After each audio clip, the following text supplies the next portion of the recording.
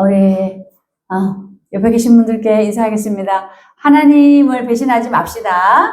하나님을 배신하지 맙시다. 아멘. 하나님을 배신하지 말아야 합니다라는 말씀으로 말씀 증거하도록 하겠습니다. 우리 그림 하나 볼까요? 옆에 글자가 보이나요? 글자 안 보이시죠? 보이세요? 제가 설명을 해드리면 14세기 이탈리아의 단테라는 철학자가 그는 카톨릭 신자였어요. 천주교 신자였는데 그가 하나님을 믿는 그 신앙 안에서 하나님께서 주시는 어떤 영적인 인사이트라고 할까요? 신앙 안에서 주시는 하나님의 생각으로 그 지옥의 그림을 이렇게 글로 썼어요. 지옥에 대한 그 글을 썼는데 그 책 이름이 신곡이에요. 신의 노래라는 책인데 그 책에 나오는 대로 이렇게 그림을 그려보니까 이런 그림으로 이제 되더라고요.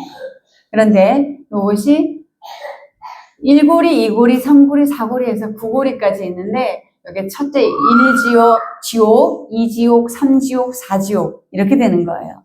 지옥의 순서예요. 그리고 첫째 지옥은 그래도 가벼운 죄를 지은 사람들. 그런데 9번째 지옥은 정말 큰 죄. 9번째 뭐라고 쓰여있는지 혹시 예빈이 읽을 수 있어요? 배신자들이 가는 지옥이에요. 배신자들이. 어떤 배신자들이 가냐면 조국을 배신한 사람들, 하나님을 배신한 사람들, 또 은인을 배신한 사람들, 주인을 배신한 사람, 이런 사람들이 가는데 단테라는 이 철학자는 우리가 인간이 짓는 죄악 중에 가장 큰 죄악이 배신하는 죄라고 봤어요. 그리고 거기에 그 배신자들의 목록에는 예수님을 판 가룟 유다도 있고요. 그리고 우리가 하나님을 배신했던 그 천사 누구라 그랬죠? 루시퍼 천사가 그 구구역에 이 지옥 짱으로 있는데 이 루시퍼가 세 개의 입을 가지고 있어요. 그 세 개의 입을 가지고 있는데 그 가운데 입에 유다의 머리를 씹고 있어요. 상상이 돼요? 그 루시퍼라는 타락 천사가 그 지옥에서 그 자기 입이 세 개 있는데 그 입에서 입을 벌려서 가운데 입이 가룟 유다의 이 머리를 씹고 있다는 거예요. 그러니까 그렇게 악랄한 그 지옥이 9번째 지옥이라고 단테는 그렇게 얘기하고 있습니다. 물론 이 이야기가 단테 신앙 안에서 이렇게 이제 그려진 한 그 상상력에 불과하지만 그러나 성경은 분명히 우리에게 지옥이 있다고 얘기해요. 지옥이 있다고 얘기해요. 하나님을 배신한 자들, 하나님을 믿지 않는 그런 사람들에게는 하나님께서 정말 불지옥과 같은 그런 지옥이 있다고 성경은 이야기하고 있습니다. 오늘 우리가 읽었던 내용은 쌍둥이 형제에 관한 이야기예요. 에서와 야곱과 에서, 쌍둥이에요. 엄마 배에서 한 형제로 이렇게 쌍둥이로 이렇게 쌍둥이 형제로 이렇게 배어져서 이제 출산하는데 먼저 나온 사람이 에서예요. 에서가 나왔고 둘째가 야곱으로 출산이 되어집니다. 그럼 이 형제들이 장성했을 때 큰아들 에서가 이제 우리가 읽었던 것처럼 하나님이 그는 들나귀 같은 사람이 될 것이라 얘기했잖아요. 들나귀는 뭐냐면 집에 이렇게 좀 안주해서 살아가는 사람이 아니라 바깥으로 도는 사람, 들에서 그렇게 살아가는 사람, 그런 사람으로 살아가면서 이제 사냥을 하며 살아갈 것인데 배고픔을 이기지 못해서 자신의 장자의 명분을 팔아버리는 그런 일이 오늘 이야기입니다.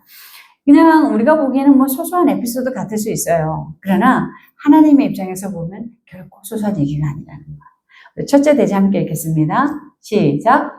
자녀들을 편애하지 마십시오. 27절, 28절. 그 아이들이 장성하네. 두 아이들이 장성했어요. 에서는 익숙한 사냥꾼이었으므로 들 사람이 되고 야곱은 조용한 사람이었으므로 장막에 거주하니 이삭은 에서가 사냥한 고기를 좋아하므로 그를 사랑하고 리브가는 야곱을 사랑하였더라. 자, 쌍둥이 형제가 출산이 돼서 장성하니까 이제 그들이 자랄 때 부모가 편애를 하기 시작해요. 아버지 이삭은 누구를 좋아해요?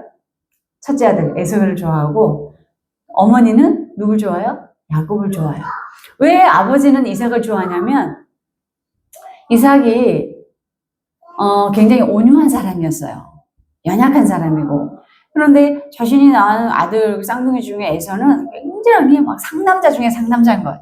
사냥을 하면 모조리 막 짐승을 잡아와서 사람들을 즐겁게 해주고 아버지의 기쁨이 되고, 그렇게 자신이 하지 못하는 그런 정말 앙성스러운 주도적인 외부지향적인 그런 생활을 했던 사람이기 때문에 아버지 이삭이 너무 큰아들을 사랑했어요. 근데 둘째 야곱은 전혀 반대 성향이에요.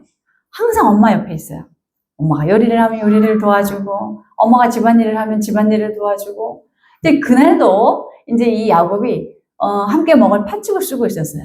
야곱이 팥죽을 쓰고 있었는데, 이 에서가 돌아와서 야곱에게 내가 배고프니까 그 팥죽을 나에게 달라. 그러면서 이제 팥죽을 먹고 장자의 명분을 팔아버립니다.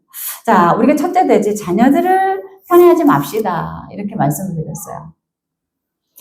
부모님이 자녀를 편애하는 게 옳은가요? 옳지 않은가요? 옳지 않죠. 부모는 자녀를 편애할 수 없어요. 어떤 아들이든 어떤 딸이든 그 아이가 심지어 장애아로 태어나고 좀 미숙하게 태어났을지라도 그 자녀들은 똑같이 사랑해주고 존중해줘야 됩니다. 그런데 아버지는 아들을, 어머니는 그 둘째 아들을, 아버지 첫째 아들을, 어머니는 둘째 아들을 이렇게 편애하고 이렇게 상당 기간을 지속했기 때문에 이들의 성향은 극과 극을 달릴 수밖에 없었어요. 그리고 우리가 반대로 생각해 보면 간발의 차이로 태어난 야곱은 어떤 심정이었을까요? 그 당시 태어났던 그 당시 시대의 상황 속을 보면은 이 족장으로 이삭이 살아갈 때 맏아들에서는 이제 자신의 족장을 이어받을 맏아들, 장자를 명분을 가지고 태어났다는 거예요. 그럼 이삭 아버지가 가지고 있었던 모든 기업과 유산과 막대한 그 모든 것들을 누가 다 가져가요? 큰아들이 다 가져가요. 그럼 둘째 아들은 어떤 마음이었을까요? 물론 아버지가 조금은 나눠줬겠죠. 그러나 장자로서 인정받고 존중받는 그 아버지의 사랑을 받지 못하고 자라난 야곱은 어떠한 마음이었을까요? 어떠한 심정이었을까요? 아마도 야곱이 느끼는 그 박탈감, 그 소외감, 그 차별감은 장자의 자리를 아마 노리는 원인으로 작용해 줄 수도 있을 거예요. 우리가 부모가 여기 다 계신 분들이 부모입니다. 우리는 자녀들을 일관된 방식으로 양육해야 돼요. 일관되게. 항상 우리가 일관되게 하지 못하는 그런 것이 문제가 돼요. 이 자녀에게는 이렇게, 이 자녀에게는 이렇게.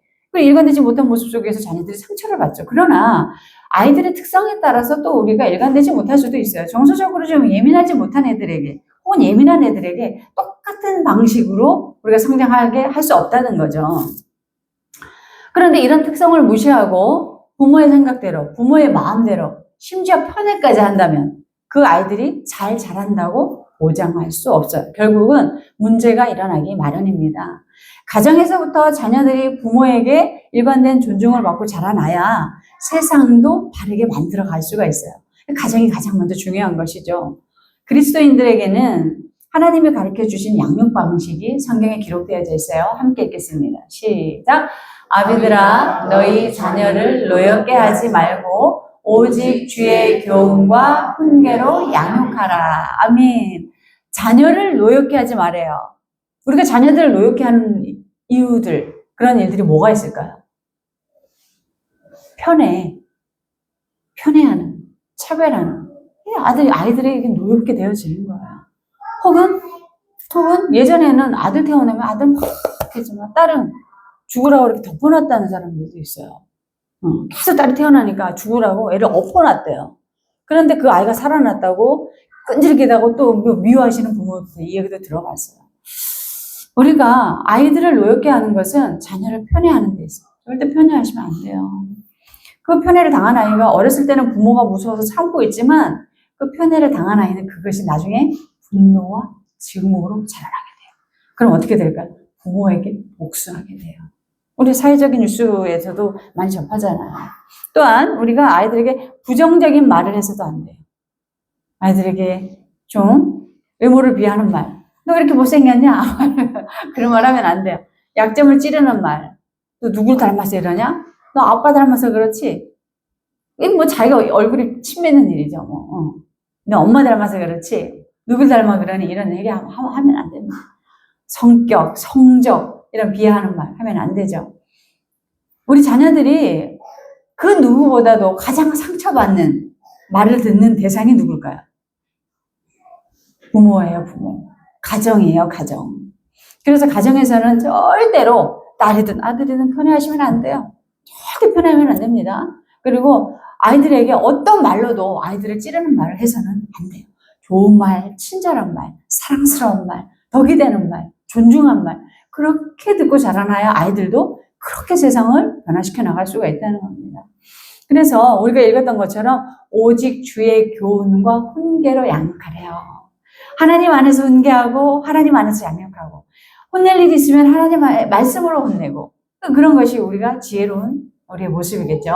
디모데후서 3장 16절을 보시면 시작.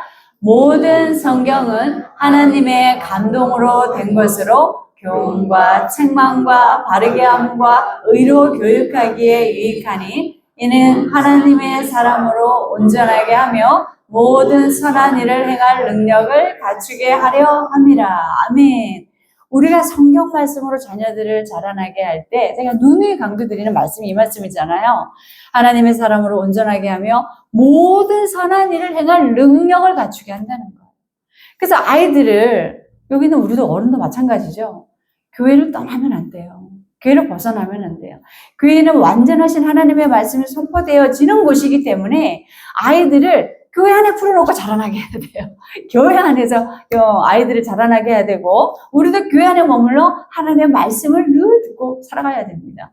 우리가 잘 아는 악동 뮤지션 아시죠? 악뮤. 이 아이들 학교도 제대로 안 나왔어요. 그런데 그 부모님은 선교사시잖아요. 몽골 선교사시잖아요.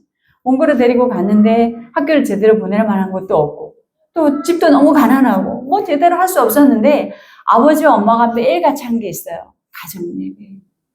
예배를 지켰어요. 말씀으로 아이들을 키웠어요. 근데 그 아이들이 지금 세상에 사회적으로 기부하는 금액이 해마다 엄청나요. 빛과 소금의 역할을 감당하잖아요. 그 두 아이가, 그 남매가 학교 제대로 못 다녔는데도. 그리고 그 말씀으로 사람들을 우리에게 주는 그 영향력이 대단해요. 인터뷰할 때나, 우리 아버지 선교사입니다. 또 어떤 인터뷰 들어가면 제가 뭐 하나님의 말씀을 고백하기도 하고 신앙을 고백하기도 하고, 하나님이 그의 장래를 책임지셨어요. 그래서 우리 율빈 유라가 교회 안에서 이렇게 자라나는 것처럼 우리가 앞으로도 계속해서 이제 자녀들이 올 거예요. 그럼 그 자녀들을 교회 밖으로 벗어나게 해서는 항상 교회 안에서, 마찬가지로 우리 어른들도 항상 교회 안에서 그렇게 말씀으로 우리가 머무를 때에 우리가 선한 능력을 할 수 있는, 선한 능력을 펼쳐갈 수 있는 그런 사람들로 변화시켜 나간다는 겁니다. 그래서 오늘 에서와 야곱을 편애하였던 이런 부모가 아니라 우리가 자녀에게도 편애하지 않고 오직 말씀으로 잘 양육할 수 있는 그런 우리가 되길 주님의 이름으로 축복합니다. 두 번째 대신 읽겠습니다. 시작. 하나님을 배신하지 마십시오. 29절, 30절, 33절 시작. 야곱이 죽을 수 없다니 에서가 그래서 돌아와서 심히 피곤하여 야곱에게 이르되 내가 피곤하니 그 붉은 것을 내가 먹게 하라 한지라. 그러므로 에서의 별명은 에돔이더라. 야곱이 이르되 형의 장자의 명분을 오늘 내게 팔라. 에서가 이르되 내가 죽게 되었으니 이 장자의 명분이 내게 무엇이 유익하리요? 야곱이 이르되 오늘 내게 맹세하라. 에서가 맹세하고 장자의 명분을 야곱에게 판지라. 아멘. 자, 정말 어이없는 일이 일어났어요. 에서가 사냥에서 돌아와서 배가 고픈데 마침 야곱의 팥죽을 쓰고 있는데 그 야곱 나 좀 줘. 그랬더니 그 동생이 이 팥죽을 줄 테니까 먹으면 그 장자의 명분을 나에게 팔아. 근데 팔겠다는 거야. 근데 맹세까지 했어요. 팔겠다고. 맹세까지 해버렸어요. 자, 배가 고파 죽겠는데 이 장자의 명분이 무슨 유익이 있어? 야곱에게 팔아버렸어요. 이게 얼마나 위험한 일인가 하면은 하나님께서는 태어나는 모든 맏아들을 통해서 하나님의 거룩한 기업이 되도록 하셨어요. 하나님의 거룩한 복을 얻도록 하셨어요. 그래서 하나님께서 태어나는 모든 장자는 나의 소유다 이렇게 성경에 기록하고 계세요. 처음 태어난 자는 다 나의 것이다라고 강조하고 계세요. 몇 번씩. 그런데 이 에서는 자기에게 맡긴 하나님의 이 장자의 명분을 야곱에게 그냥 뭐에 팔았어요? 팥죽 한 그릇에 팔아버렸어요. 그리고 맹세까지 했어요. 자, 시편 16편 8절 읽겠습니다. 시작. 내가 여호와를 항상 내 앞에 모시며 그가 나의 오른쪽에 계심으로 내가 흔들리지 아니하리로다. 아멘. 내가 하나님을 항상 떠나지 않겠다. 즉 하나님 앞에 신앙의 정절을 지키겠다고 한 이 고백한 사람이 누구예요? 다윗이에요. 다윗 왕이에요. 우리도 신앙에 있어서 정절을 지켜야 됩니다. 절개를 지켜야 됩니다. 1세기, 지금으로부터 2000년 전에 기독교를 매우 핍박했던 로마가 그때 사역했던 폴리캅이라는 목사님이 계셨어요. 근데 그 목사님, 그때 이제 기독교 많은 신앙인들을 화형을 시켰어요. 장대에 매달아서 불에 태워서 죽이는 일들이 매일같이 일어났어요. 그래서 그때는 매일마다 그 도시에 사람이 타서 죽는 그 사람의 고기, 인육 타는 냄새가 늘 진동할 거예요. 그 서머나 교회라는 폴리캅 목사님에게 그 로마의 그 권위자가 이렇게 얘기했어요. 지금이라도 네가 섬기는 예수를 모른다고 하면, 예수를 배신하면 내가 너를 살려주겠다. 화형을 하지 않겠다. 이렇게 얘기를 했어요. 그랬더니 그 폴리캅 목사님께서 아니다. 나는 86세 때 그런 일이 벌어졌어요. 나는 86년을 살면서 그분을 섬겼고, 하나님을 섬겼고, 86년 동안 하나님은 한 번도 나에게 해를 끼친 적이 없다. 그러니 어서 나를 화형시켜라. 이렇게 얘기했어요. 그리고 그분은 불 속에서 화형을 당해 죽으셨어요. 자, 우리 이렇게 할 수 있을까요? 저도 자신 없어요. 저도 목사님은 자신이 없어요. 그런데 우리가 믿는 하나님께서는 우리의 신앙의 정죄를 지키시게 할 수 있다고 저는 믿어요.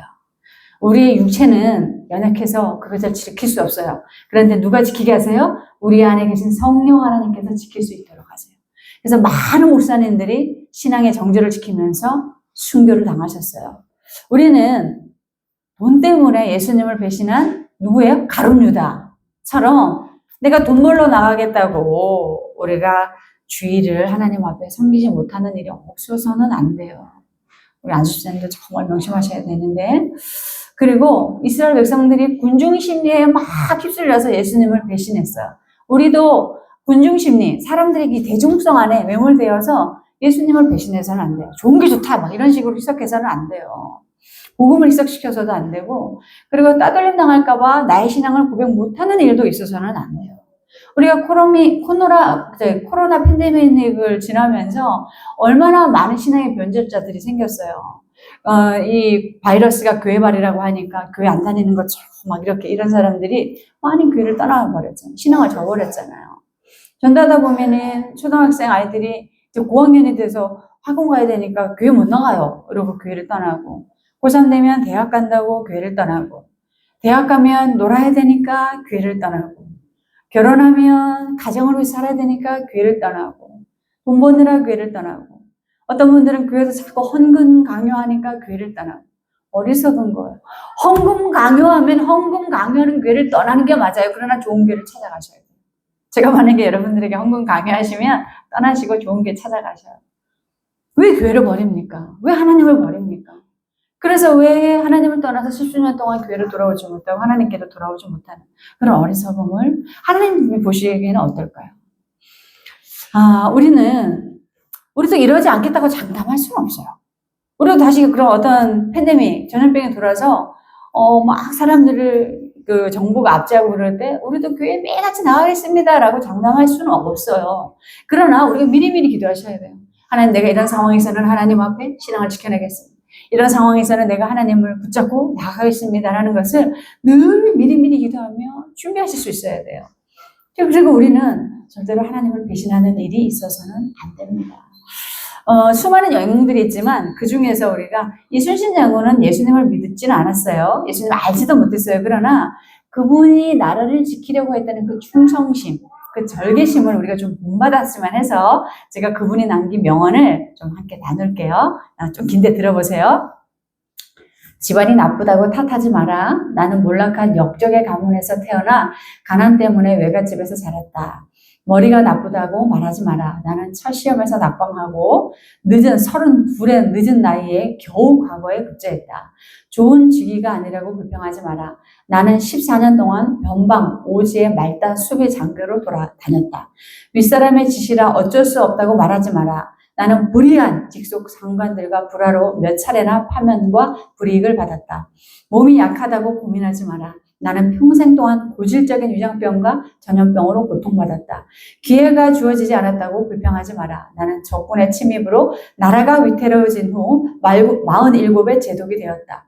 조직에 지원이 없다고 실망하지 마라. 나는 스스로 논밭을 갈아 군자금을 만들었고 23번 싸워 23번을 이겼다.